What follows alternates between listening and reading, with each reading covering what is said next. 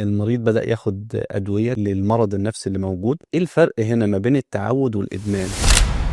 خلينا نوضحها ببساطة. هو كلمة إدمان معناها إيه؟ الإدمان معناه إن يبقى في شيء مرتبط عندك بشعور بالنشوة أو اللذة، وإنك تستمر في استخدام هذا الشيء على الرغم من معرفتك بأضراره. ده معنى كلمة إدمان، وده ممكن ينطبق على بعض المواد الإدمانية اللي هي المخدرات، أو بينطبق أحيانا على بعض السلوكيات زي إدمان القمار، الشوبينج، إدمان السوشيال ميديا. يعني الإدمان مش فقط مخدرات أو مواد إدمانية، الموضوع مرتبط بإحساس بالنشوة أو بالريليف أو المكافأة، وعلى الرغم من إدراك الشخص إنه مسبب له خسائر، رغم ذلك بيعيد تكراره ومش قادر يوقف. ده مختلف تماما عن فكرة التعود أو فكرة إن أنا باخد دواء والدواء ده عامل لي توازن من نوع ما، ولما بوقف الدواء فجأة وبدون خطة ممكن أحس بأعراض بنسميها أعراض الإيقاف المبكر. ده اللي ممكن مجازا يسمى التعود.